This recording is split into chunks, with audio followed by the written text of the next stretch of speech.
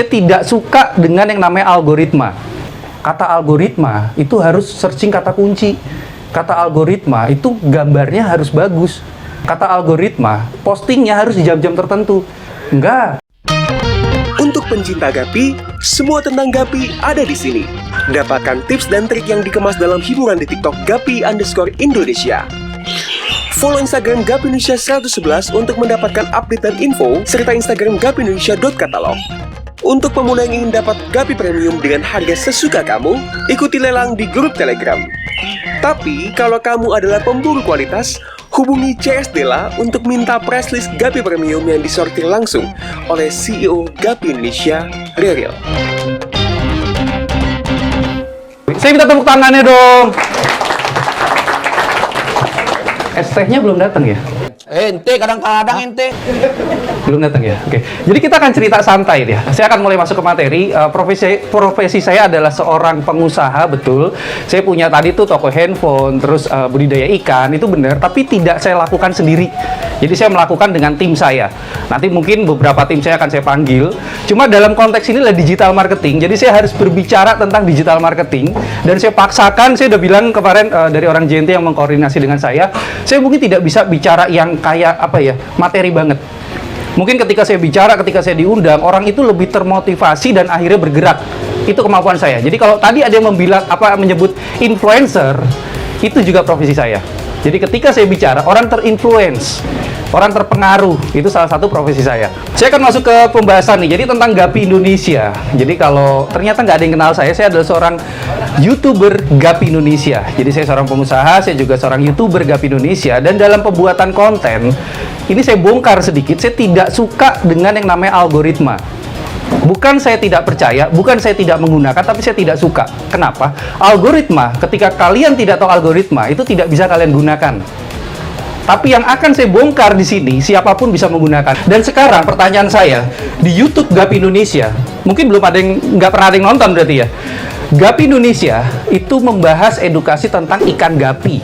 Ada yang tahu ikan gapi? Nggak tahu juga kan ya. Jadi bisa dibilang saya ini jualan barang yang ternyata orang tuh nggak ada yang tahu loh. Serius, ikan gapi nggak ada yang tahu? Tahu ya? Sama ikan cupang sama atau tidak? Beda. Benar. Lebih populer mana gapi dengan cupang? Cupang ya. Bisa dibilang kalau dulu saya pernah lihat datanya dari ada sebuah website itu mengatakan kalau ekspornya gapi itu hanya 10% loh. Dan cupang saat itu megang 60% dari ikan live bearer. Live bearer itu ikan hias kecil. Jadi bisa dikatakan pasar gapi itu sangat sempit. Dan kemudian saya akan cerita di tahun 2017 saya membangun usaha Gapi Indonesia itu tidak dimulai dengan konten ya. 2017 saya memulai tidak dengan konten. Terus kemudian saya berpikir apa ini yang platform bisa saya gunakan untuk menjual ikan gapi yang notabene itu adalah ikan yang tidak dikenal dan harganya. Mungkin tahu Bu harga berapa kalau di pasar?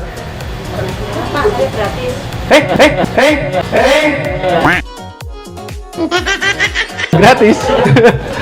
Harganya itu hanya sekitar Rp1.000 sampai Rp5.000. Kalau kita bermain kualitas, paling Rp10.000 sampai Rp20.000. Tapi ada yang bisa tebak omset saya ketika saya menggunakan konten ya. Itu harga di pasar Rp1.000 sampai Rp5.000. Ada yang bisa tebak omset saya ketika saya menggunakan konten? Angkat tangan aja bebas.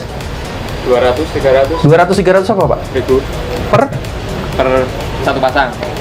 Oh, omset per bulan? Oh, per bulan. Berapa kira-kira? Saya jualannya nggak di pasar. Saya tidak buka toko. Saya jualnya online. Ada yang bisa tebak? Kira-kira aja. Mana yang jawab 100 juta? Oke, Mas. Benar. Omset saya itu sekitar 100 juta ketika menggunakan konten. Dan ada yang bisa tebak harga per pasangnya? Kalau tadi normal 1.000 sampai 5.000, kalau yang saya jual per pasangnya ada yang bisa tebak berapa? 200 sampai 300. Betul. Masih tahu pernah ngontek CS saya atau gimana? Ya. Oh, pernah ngontek? Pernah lihat YouTube-nya. Oh, pernah lihat YouTube-nya. Jadi memang kisaran harganya adalah di atas 100.000 ya. Kalau saya punya aturan sendiri itu adalah kalau saya menjual di bawah 100.000, namanya saya merusak pasar. Tapi yang saya jual itu adalah brand. Banyak orang yang mungkin sudah kesulitan menjual barang komoditi kayak sling bag, tas mungkin ya. Banyak orang kesulitan jualan tas, untungnya tipis, pesaingnya banyak, gede-gede kayak gitu lagi, omsetnya 500-600 juta. Apa yang harus saya lakukan untuk melawan raksasa ini? Kalau itu dilempar ke saya tidak kehabisan cara. Ikan gapi itu sudah barang yang paling sulit dan paling tidak terpikir, pasarnya paling sempit, tapi saya masih bisa menghasilkan ralat ya, 100 juta itu penghasilan. Jadi omsetnya di atas itu, tapi 100 juta itu penghasilan saya di COVID ketika saya menggunakan konten. Jadi 2017 saya masuk tanpa konten, saya bermain, ada yang bisa tebak platform pertama saya? Kira-kira apa? Facebook? Ada lagi yang bisa tebak platform pertama saya? YouTube? YouTube salah. Instagram, ya. Saya bermula dari Facebook dan Instagram, dan waktu itu saya kena masalah di Facebook. Saya di-ban, bukan di-banding, saya dimusuhin ada komunitas di Medan. Jadi saya kalau cerita vulgar nggak apa-apa ya, ada negatif ada positif, nanti kalian pilih sendiri. Saya dimusuhin komunitas Medan saat itu karena mengirim ikan, dikomplain, saya nggak mau. Karena yang saya kirim ikannya bener, sesuai video. Tapi ternyata dia bilang, kok ikannya jelek. Begitu ditelisik, ternyata dia tidak lihat video. Nah, ini kesalahan adalah membeli barang lewat video, tapi tidak melihat video. Nah, singkat cerita, saya waktu itu di blacklist dari Facebook, dan saya pindah ke platform Instagram. Nah, di Instagram, saya mulai membangun brand. Jadi, yang waktu itu saya bangun adalah corporate brand. Jadi, brandnya itu Gapi Indonesia. Sebenarnya saya pengen menampilkan itunya, MMT saya tuh, tapi saya cari nggak ketemu. Jadi saya sudah tidak berfokus untuk hal-hal kecil ya. Jadi saya benar-benar pengusaha. Saya berfokus untuk membangun tim saya. Singkat cerita, terus kemudian saya pindah ke Instagram. Saya membangun corporate brand yang awalnya saya menjual hanya 50.000 per pasang. Itu saya bisa menjual 100 sampai 150.000 per pasang. Itu waktu di Instagram. Ada yang bisa tebak modalnya berapa? Saya tidak ternak. Saya jualan. Ada yang tebak modal ikannya berapa per pasang? 15.000. Ada lagi yang bisa tebak modal ikannya? Iya, bebas aja berapa per pasangnya? 7.000. Waduh, saya kayak mendadak kayaknya. Tapi memang sekitar itu. Jadi modal itu adalah 15 sampai 25.000 per pasang, dan saya jual 100 sampai 150.000 per pasang. Makanya dulu kalau ada yang pernah nonton konten YouTube Gapi Indonesia, saya pernah membuat judul ini lebih manis daripada bisnis narkoba. Jadi saya cerita sedikit, saya tahu untungnya bisnis narkoba itu 900.000 mereka beli, itu mereka jual 1.350.000 satu paket sabu. Dan saya cerita ke orang tersebut, bisnis saya halal dan tidak merusak orang, tapi untungnya di atas kamu, saya bilang. Dan mungkin yang jelas kalau jualan tas nggak bisa sebesar itu ya. Berarti berapa persen tuh ya? 25.000, taruhlah saya jual 125.000. Untung saya berapa persen? Berapa persen? Saya nggak jago hitung-hitungan soalnya. Berapa? 400% ya? Nah, ini ST-nya sudah datang. Jadi singkat cerita, saya mendapatkan untung 400%, yang itu benar-benar jauh dari toko handphone saya. Dulu saya belum punya coffee shop ya, tapi kalau mau dibandingkan dengan coffee shop juga jauh. Kok ini enak ya? Bisnis yang modalnya kecil, untungnya gede, tidak merusak orang. Tapi syaratnya satu, dengan konten. Nah, dulu waktu di Instagram, saya itu membuat konten. Nah, ini saya mulai memasukkan otak saya, jadi saya tidak pernah menggunakan algoritma mentah-mentah. Saya belajar, saya tahu, tapi saya bukan tipe orang yang terus nelan mentah-mentah, tapi saya selalu berpikir. Kenapa? Karena saya tidak pernah puas. Nah, ini budaya perusahaan kami adalah push the limit. Kita tidak pernah puas. Jadi ketika algoritma mengatakan posting di jam segini, posting dengan gambar yang bagus, posting dengan caption yang lengkap, posting dengan hashtag, saya berpikir tidak seperti itu. Ada yang bisa tebak apa yang saya lakukan? Saya berpikir dari sudut pandang mana? Saya berpikir dari sudut pandang konsumen. Ketika konsumen memfollow sebuah akun, ketika konsumen menonton sebuah konten, apa yang mereka harapkan? Itu pola pikir saya dari awal yang saya gunakan dalam bisnis saya. Karena konsumen itu menurut saya kalau dari segi usaha, yaitu customer. Tapi kalau saya dari segi pemilik usaha dengan karyawan, itu calon karyawan juga. Jadi perusahaan kami tergolong perusahaan yang tidak memberikan gaji terlalu besar, tapi perusahaan yang selalu dikejar calon pelamar. Kenapa? Karena kita membranding usaha kita juga. Jadi mungkin kalau kalian cerdas, kalian sudah mulai menangkap bahwa intinya adalah brand. Pertanyaan lagi, ada yang bisa menjelaskan dengan singkat, apa sih brand itu? Brand adalah, hadiah lagi nih, hadiah dari Genti deh sekarang. Brand adalah, angkat tangan aja langsung jawab. Brand adalah, atau bahasa Indonesia merek adalah ciri khas. Ada lagi? Identitas. Ada lagi? Biasanya tuh kalau saya tanya brand adalah nama gitu. Ini nggak ada yang nebak nama gitu. Ciri khas. Terus apa lagi? Belum bener. Kualitas belum juga menurut saya. Karakter. Siapa tadi jawab karakter? Oke, jadi brand itu menurut saya adalah nyawa. Ketika sesuatu itu punya nyawa, mungkin bisa dikatakan, ini Mas, dengan Mas siapa? Rozak. Selamat ya Mas Rozak.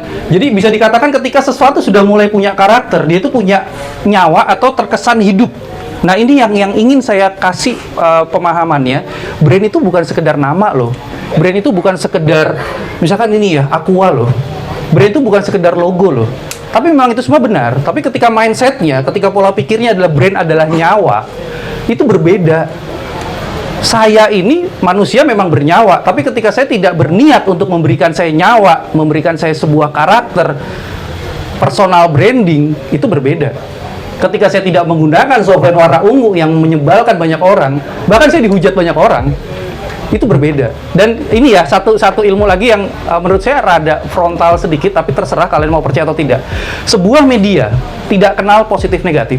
Sebuah media itu mengangkat apa yang disukai oleh penonton. Sebuah media itu suka ngangkat keburukan orang, suka ngangkat masalah orang. Kenapa? Karena itu yang disukai penonton.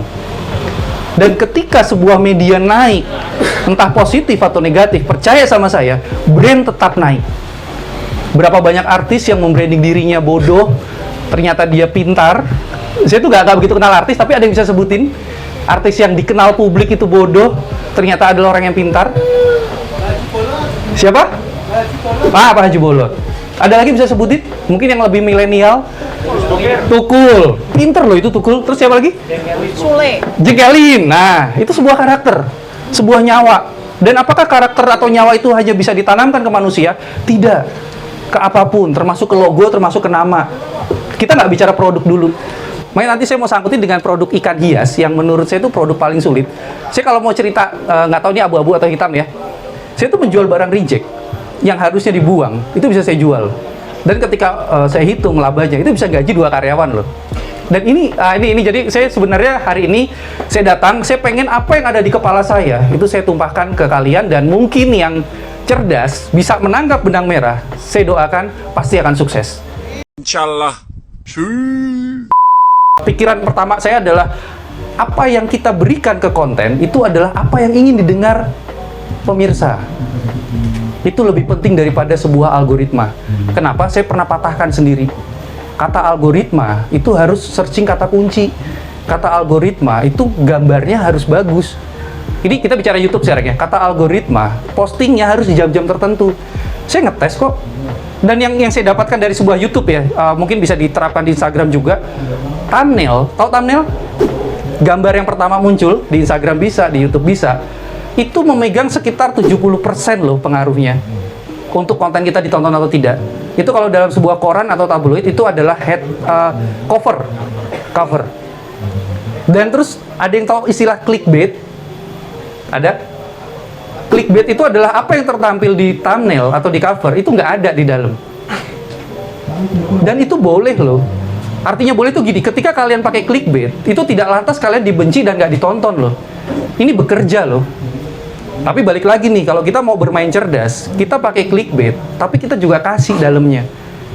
Jadi dalam sebuah dunia konten, dunia entertainment, itu namanya white lies. Jadi kebohongan putih yang tidak merugikan sebenarnya.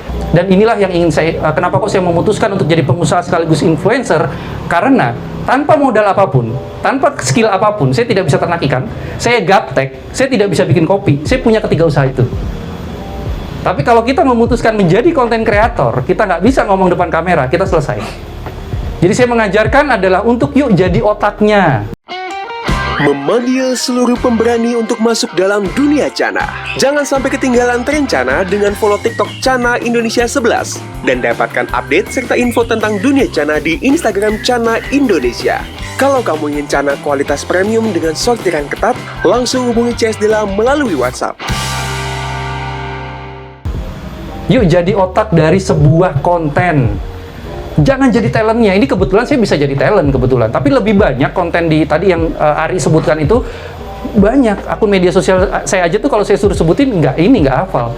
Itu kontennya bukan saya semua, tapi otaknya itu saya turunkan ke marketing saya. Kita balik masalah konten lagi. Mungkin ada mau pertanyaan dulu? Ada yang mau tanya tentang saya, tentang perusahaan saya, atau tentang digital marketing? Boleh angkat tangan? Top sell, ya Bapak, saya kasih mic dulu Pak. Tadi saya lupa, ada yang tahu usia saya berapa? Penasaran? Ada yang tahu usia saya berapa? 37. Ada yang bisa tahu lagi usia saya berapa? 38. Berapa? 27, 35. Tapi kebanyakan yang tua ya sekarang ya. Pak, dengan Pak siapa Pak? Saya Budi. Pak Budi. Saya mau tanya aja yang sempat untuk pembuatan konten yang clickbait tadi. Ya. Kita kan istilahnya tipu-tipu ya isinya. Oke, boleh dikatakan tipu-tipu dulu. Ya. Kita apa enggak bikin viewer, istilahnya viewer kecewa. Gitu. Oke.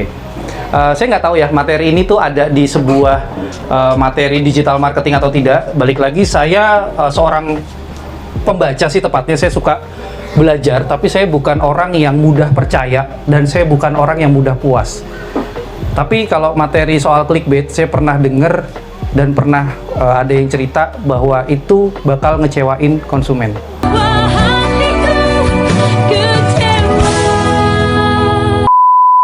Sama seperti marketing yang kita bikin, tahu nggak sih kalau kalian mungkin on di Facebook, itu cerita yang kita bikin tentang toko handphone kita sendiri, itu cerita buruk loh, yang kita sendiri yang bikin. Nah ini mungkin kita bisa kaitkan dengan kasus clickbait ya. Clickbait itu ada yang bilang kalau kita clickbait, nanti orang masuk dan ternyata nggak ada, kecewa dan channelnya turun, betul? Kita balik ke otak lagi sekarang. Tujuannya apa? Kalau tujuannya nipu, contoh gini nih, konten kita itu konten comotan, terus clickbaitnya itu kita tampilin mungkin podcastnya Deddy Corbuzier, dia masuk nggak ada apa-apa isinya. Makanya ingin saya bahas hari ini adalah konten itu harus apa sih jadi isinya. Yang pertama, kita harus kasih apa yang ingin konsumen dapatkan dari sebuah konten. Kita harus kasih apa yang ingin konsumen dapatkan dari sebuah konten. Apapun ada, saya nggak ngajarin nyari niche. Itu tertulis di buku. Saya nggak ngajarin nyari ceruk pasar, enggak. Ketika kalian memberikan apa yang ingin dilihat konsumen dan kalian berikan, pasti ditonton. Dan sekarang kita bahas tentang ini ya, media sosial nih. Tahu nggak sih perkembangan zaman digital tuh menjadi cepet banget? Tahu nggak sih media sosial tuh jadi penggantinya apa? Ada yang bisa tebak? Media sosial tuh jadi pengganti apa? Apa? Pasar. Teman. Dulu ketika media sosial nggak ada, kita tuh nonton itu gitu. TV ya. Perubahan digital itu menjadi sangat cepat dan media sosial itu benar-benar menggantikan TV. Dan media sosial itu macam-macam ya, ada Facebook, Instagram, YouTube, TikTok. Nah, kalau saya ditanya, apa sih platform terbesar saat ini di Indonesia? Itu adalah TikTok. Dan bahkan ada satu YouTuber yang menyarankan, jangan main YouTube sekarang, udah terlambat. YouTube bukan lagi platform terbesar, tapi apa yang saya lakukan, saya nggak peduli. Saya tidak peduli algoritma, saya tidak peduli apa yang orang katakan tentang hal yang benar. Selama apa? Selama saya punya otak, selama saya punya isi, selama saya punya konten. Konten saya adalah otak saya. Apa yang saya berikan, itu sudah saya pikirkan. Mungkin orang ngiranya nih ya, hari ini aja, saya tampil itu apakah dadakan semua? Enggak, itu semua sudah ada di otak saya. Ketika saya muncul dengan sebuah handphone, ini saya bongkar ya, karena ini saya menghargai yang hadir di sini mungkin pengen ilmu. Kalau di luaran sana mungkin ditutupin kayak gini. Mereka akan bilang jangan kayak gini lu, nanti dinilai sombong. Bentar dulu, sombong itu urusannya dalam hati saya dengan Tuhan. Kalau kalian lihat saya sombong, belum tentu saya sombong. Orang tujuan saya buat menginfluence kalian semua. Contoh nih, saya datang ke sebuah SMA, mereka melihat saya menggunakan anting, tapi saya sukses, kira-kira apa yang terjadi? Ini kita bisa melihat pola pikir orang negatif atau positif. Kira-kira apa yang terjadi? Oh, bagus, ini positif. Terus apa lagi? Ada yang bisa tebak? Tapi ini pernah tercetus loh. Berarti kalau mau sukses harus pakai anting ya? Itu ada kayak gitu loh. Tapi itu balik lagi tuh pola pikir setiap orang. Tapi bener, ternyata kesuksesan itu tidak bisa dinilai dari fisik. Tapi apa yang terjadi di Indonesia, seluruh kesuksesan itu dinilai dari fisik. Jadi artinya apa? Saya harus memberikan apa yang diminta konsumen. Itu yang saya lakukan. Dan tahu nggak sih totalitasnya saya tuh nge-branding, saya personal branding, itu dalam seluruh kehidupan saya. Ketika nggak dalam konteks di atas panggung, mungkin kalau ada yang pernah lihat di saya di Salatiga, itu selalu style-nya sama, hitam-hitam. Dari tahun berapa ya? Dari tahun mungkin 2006 lah. Berapa puluh tahun sudah. Itu saya konsisten. Kenapa? Saya menikmati. Dan itu adalah value saya. Nah, ini kedua yang ingin saya bahas adalah value, tentang value. Value itu adalah sesuatu, Pak, yang tidak bisa membuat orang marah. Tidak bisa menjatuhkan konten saya. Selama apa? Selama konten kita ada value-nya. Sebuah media tidak lagi ditonton, tidak lagi dibaca, itu ketika value-nya sudah tidak ada. Contoh, kebanyakan iklan. Siapa bilang sih orang itu pengen dijualin? Siapa bilang sih iklan itu penting? Oh, di sebuah pelajaran juga ada yang bilang, kalau mau bikin konten, itu yang lengkap. Yang lengkap tuh maksudnya dikasih ini barangnya apa, harga berapa, terus kemudian kalau mau pesen kontak kemana, itu saya patahkan. Tergantung tujuan konten kita. Kita bahas satu platform, Instagram. Punya Instagram semua? Mungkin kalau YouTube nggak punya semua, Instagram punya semua? Oke, Ibu jualan apa, Bu? Saya jual skincare sama saya kan jasa juga jahit di rumah. Menjahit dan skincare. Punya akun Instagram bisnis? Maksudnya untuk usahanya? Ada berapa? Yang skincare aja ada berapa? Skincare itu HP-nya kan rusak, jadi Instagramnya nggak bisa dibuka. Oke, yang masih ada Instagramnya, yang masih aktif? Jahitan. Jahitan. Itu punya berapa akun? Satu ya? Isinya apa, Bu, kontennya? Ya hasil jahitan. Hasil jahitan. Saya nggak mau bedah konten, mungkin saya kasih pola pikirnya. Sebuah media yang notabene adalah menggantikan TV, kita harus bisa menggantikan TV beneran. Bisa bayangin nggak sih kalau TV isinya 80% iklan, itu ditonton atau enggak? Bisa bayangin? Kita nyetel TV, RCTI, iklan, skincare, iklan, sling bag. Nonton nggak sih kalian? Enggak dong. Dan ini sebenarnya kalian bisa baca pola ini ada di YouTube sebenarnya. Iklan tuh nggak boleh lebih dari sekian persen, saya lupa tapi itu nggak boleh. Tapi kadang saya memasukkan iklan saya sendiri, tapi dalam sebuah konten. Contoh kayak ini hari ini. Nih ya, saya kasih nih. Ini toko handphone saya loh. Nah, ini iklan. Iya. Jadi isinya nggak seberapa, Bu. Saya cuma pengen pamer tasnya aja. Nanti supaya dipakai ya, Bu ya. Saya aja bangga loh pakai tas ini. Ya karena punya saya sendiri. Isinya sih nggak seberapa. Itu ada voucher di coffee shop saya. Terus juga ada headsetnya. Jadi mungkin kalau mau jual handphone second, itu bisa nanti ke toko gudang second namanya. Nah, ini sebuah iklan. Kontennya apa? Kontennya saya bicara di sini. Coba kalau saya datang, tiba-tiba cerita, siapa yang punya handphone mau rusak? Di toko saya bisa dijual atau dibenerin, tapi kok dibenerin mahal ya? Itu skip pasti. Nah, tapi kecerdasan seorang konten kreator itu adalah membuat konten mereka, itu nggak, orang yang nonton tuh nggak ngeh bahwa itu iklan. Tapi balik lagi, saya tidak mengajarkan menjadi konten kreator. Saya mengajarkan menjadi otaknya. Otak itu ada di seluruh unit, ada di seluruh kegiatan, ada di seluruh kejadian. Saya kasih tahu ada di seluruh. Bahkan COVID ini, itu ada otaknya.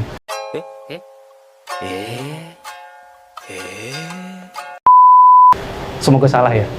Tapi ada yang percaya kalau COVID ada otaknya? Ada yang percaya kalau itu dibikin? Dan emang bener kok. Tapi kan ya tidak dipublish gitu. Semua itu ada otaknya.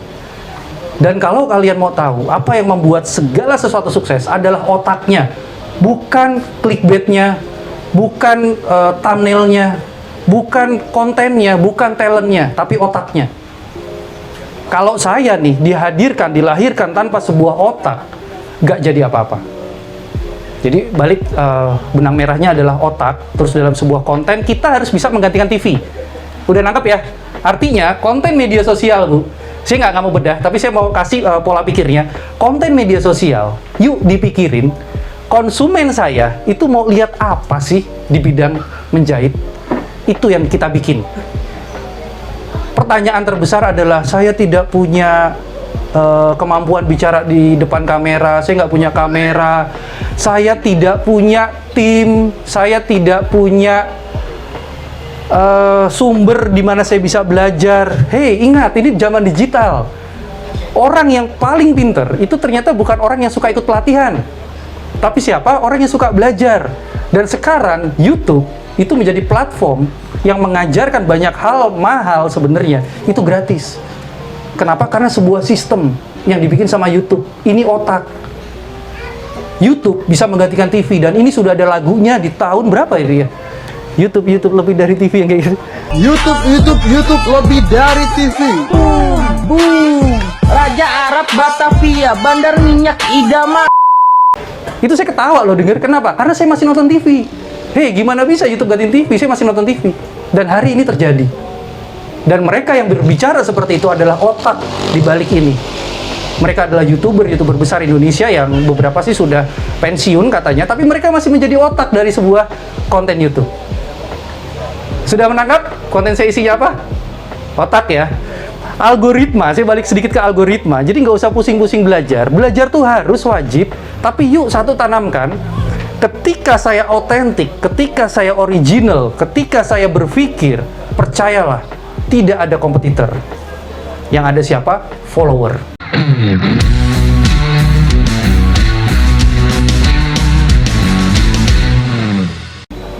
Dan ini yang mungkin harus saya ajarkan. Ini nggak harus personal brand. Ini bisa dilakukan oleh corporate brand. Corporate brand itu artinya mereknya. Jadi ketika kita bicara algoritma dengan konten itu maksudnya adalah isi dari konten ya. Itu lebih penting mana sih? Karena kalau orang bilang algoritma tayangnya harus jam berapa, durasinya berapa, itu kalah semua loh. Oh ya, mungkin yang lupa saya bilang di depan, saya bukan konten kreator karena penghasilan saya bukan dari konten. AdSense saya tidak saya anggap sebagai penghasilan. Jadi saya bukan konten kreator. Saya bukan membuat konten untuk mendapat uang dari konten, bukan. Saya bermula dari pedagang. Saya menggunakan konten untuk menaikkan dagangan saya. Dan ilmu saya satu dari dasar dulu, dari zaman kuliah adalah branding. Saya percaya ketika sesuatu punya nyawa, itu dianggap sebagai sesuatu yang hidup. Kenapa orang beli di Gudang Berry? Karena dia tahu pelayannya ramah. Apakah yang dia beli itu pelayanan? Bukan, handphone. Seluruh toko handphone menjual handphone. Tapi tidak ada satupun yang bisa menyamakan nyawa yang diciptakan Gudang Berry. Gitu. Paham ya? Terus ini nanti mungkin pertanyaan lagi dari Bapak mana tadi udah hilang ya. Itu apa nggak dosa? Ya kita nggak bicara itu di sini sih ya. Balik lagi niat. Karena menurut saya niat itu memunculkan jalan. Apa yang saya lakukan itu banyak dilakukan oleh orang jahat dan orang baik. Pertanyaan saya, apakah yang orang baik ketika melakukan hal itu menjadi orang jahat? Menurut saya nggak juga. Karena apa? Otaknya berbeda. Maksud dari tujuannya itu berbeda. Jadi menurut saya ketika kita di dunia konten, jangan takut dihujat, jangan takut dikatain mata saya alay. Mana matamu? Mana matamu? Yang perlu kalian tahu adalah saya tidak menggunakan ini sepanjang hidup saya gitu loh. Ini hanya untuk di depan kamera, hanya untuk di sebuah event. Jadi kalau kalian terus dinilai dihujat atau dikatain lah ya, terus kalian baper, ya itu namanya follower. Itu bukan influencer. Dan balik lagi, influencer mungkin melekat dengan orang, saya bilang bisa ke brand. Saya pengen ada pertanyaan lagi dong. Ada yang mau tanya lagi? Gimana Bu? Cara branding. Pertama gini Bu, kalau saya adalah berpikir dan mengamati. Berpikir dulu gini, brand kita itu mau kita jadikan seperti apa? Usahanya apa? Benang. Brand kita itu mau dipersepsikan atau ditangkap orang itu seperti apa? Itu dulu. Jadi kita berpikir langsung dari konsumennya. Ini yang jarang dilakukan loh. Kita mau jualan, mikirin sudut pandang penjual. Ih, kasih harga murah kasih barang, kasih porsi banyak nanti dulu, emangnya seluruh konsumen pengen itu? Emangnya brand kamu ingin dicitrakan seperti itu? Kalau iya ya silakan. Tapi kalau saya berpikir, saya pengen brand saya itu dibeli sama konsumen, itu karena apa? Baru saya bikin. Gitu ya. Jadi pertama dibayangkan, kalau suka nulis ditulis, baru eksplorasi. Eksplorasi itu melihat pesaing. Tapi jujur kalau saya ini hanya lakukan singkat aja. Saya ambil brand terbesar, saya bedah. Setelah itu explore, kalau saya ambil nggak terlalu banyak, punya 3 brand terbesar aja sebenarnya. Udah, terus kita pengen dicitrakan seperti itu, tapi kan kelas kita beda nih. Lakukan apa yang kita bisa. Branding itu adalah kerjaan seumur hidup. Berbeda dengan selling. Selling tuh bisa berhenti. Selling tuh maksudnya ke customer ya, kita bisa supply kemana. Artinya ketika kita supply ke bisnis, itu nggak perlu marketing. Snack misalnya. Jadi yang saya bicarakan yang baru-baru aja terjadi, snack misalnya. Itu sekali orang pesan snack gitu, terus hasilnya bagus, dia akan pesan lagi, dia akan ceritakan ke orang lain. Nggak perlu pakai marketing yang branding segala, nggak perlu. Jadi tergantung bisnisnya. Tapi kalau nggak perlu pakai kita berusaha untuk jualan sendiri gitu kalau ke bisnis lain. Tapi kalau branding menurut saya adalah itu kerjaan seumur hidup. Dan bisa dibelokin, Bu. Jadi jangan takut. Hari ini saya pengen brand saya, impian saya ya, menjadi nomor 1 di Indonesia. Brand yang paling terkenal. Walaupun itu sudah terjadi di tahun 2020. Saya tadi bilang peringkat 3 itu dari penjualannya. Tapi kalau dari brand, saya percaya mungkin nomor 1. Terkenalnya ya. Tapi dari isinya, mungkin nomor 2. Kenapa? Ya kita belum bisa memberikan semuanya. Tapi yang nomor 1 tadi itu memberikan semuanya. Dia ngadain kontes, dia bikin sekolah, dia bikin produk, dia jualan ikan, dia jasa juga, jasa pengiriman. Kita nggak punya itu. Tapi yang kita bicarakan adalah brand, itu adalah nyawa. Gimana cara membuatnya? Berlakulah atau lakukanlah terus-menerus apa yang ingin ditangkap oleh konsumen. Dan apakah itu harus bukan tercitra? Apakah itu harus terucap? Tidak. Harga murah terucap dengan kesan kuat mana? Ada yang bisa jawab? Harga murah. Kita bicara harga nih yang jelas kelihatan nih. Nasi goreng 10.000 dengan 15.000 murah mana? 10.000 dong ya. Tapi tahu nggak apa yang terjadi? Yang laku tuh belum tentu yang 10.000 loh. Dan ketika ditanya yang makan di 15.000 murah atau mahal, ada yang bilang murah loh. Dan kalau yang makan di 10.000 kita tanya mahal apa murah, ada yang bilang mahal loh. Dan ketika kedua orang tersebut didatangkan bersama dan ditunjuk, ini toko A 10.000, toko B 15.000, menurut kamu yang murah mana? Itu nggak semua nunjuk yang 10.000 loh. Itulah brand. Saya bisa tepuk tangannya. Seperti yang saya janjikan, ada hadiah 300.000 yang bisa didapatkan oleh siapapun, tapi syaratnya ada yang bisa jawab dan paling mendekati. Jadi, dari pembicaraan saya semua itu tadi, itu sebenarnya saya catat judulnya. Jadi, saya setiap berbicara tuh saya hampir tidak pernah membuat materi, tapi saya sudah bikin judulnya. Nah, ini. Saya punya 3 judul di sini. Jadi, kira-kira apa yang saya bicarakan hari ini itu cocoknya dikasih judul apa? Nanti yang paling mendekati 3 judul ini, saya kasih voucher 300.000 dari JNT. Ayo, tebak. Langsung nyeplos aja. Cara membuat branding. Ada lagi? Kekuatan sebuah brand. Kekuatan sebuah brand. Ada lagi? Branding dengan value. Ada lagi? Apa?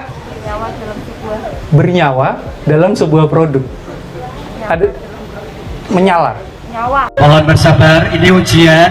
Mohon bersabar. Oh, nyawa dalam sebuah produk. Ada lagi? Judulnya kira-kira cocoknya apa?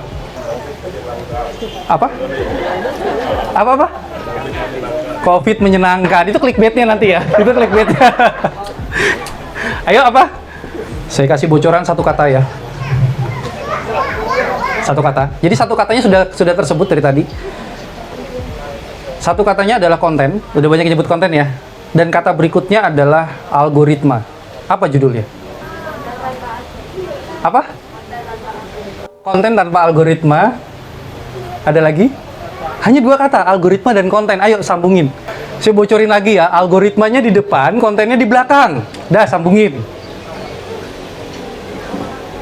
Apa? Algoritma sebuah konten. Salah. Algoritma asal jadi konten. Ini udah mulai ngaco nih. Ayo terus. Saya seneng sih kalau udah mulai ngaco kayak gini. Ayo, algoritma belakangnya konten. 300.000 voucher dari JNT. Plus tambahan itu, oh ya banyak kado-kado di sini nih. Ayo, algoritma dengan konten. Mungkin saya harus kasih apresiasi beberapa orang yang aktif ya. Mas, dapat hadiah. Ayo, tebak. Siapa lagi yang mau ini? Konten. Algoritma butuh konten. Salah. Apa lagi?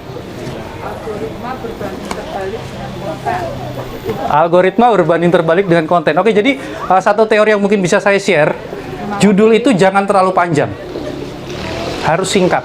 Orang bacanya itu nggak perlu. Jadi kalau kita naik motor nih, set langsung baca. Algoritma musuh konten. Algoritma musuh konten. Mungkin belum tepat, tapi saya bisa jadikan pemenang nih kalau nggak ada yang bisa ngalahin lagi. Karena ini juga menurut saya ketika ditulis algoritma musuh konten, orang bingung. Bukannya itu ini ya, gitu kan ya. Ini juga bagus, sudah ada pemikirannya. Ayo, apa lagi? Kalau tidak ada, saya serahkan. Mana tadi amplopnya ya? Oh, ini dia. Ini sebagai simbolik aja. Benar nggak ada yang mau? Algoritma tidak menaikkan konten. Iya, bagus-bagus sih. Tapi bukan itu yang saya tulis. Tapi bisa benar. Makanya ini kalau nggak ada lagi, saya kasih nih ke Slingback. Ayo apa? Pak, nah ini Bapak ini perlu dikasih hadiah sekerdus ini. Apa Pak? Pasti konten. Algoritma? Pasti konten. Pasti konten. Nih dapat ini 4 tapi salah ya Pak ya. Ayo, apakah akan saya serahkan? Ternyata ke big seller loh. Terbukti loh, orang yang jago mikir konten, mikir judul. Gede loh brandnya. Algoritma membunuh konten. Bukan sih? Udah ya saya bocorin ya? Oke, jadi mungkin simbolik dulu. Genti. Oke, tepuk tangan untuk kita semua dan sukses selalu untuk kalian. Terima kasih. Saya Ray dan selamat siang.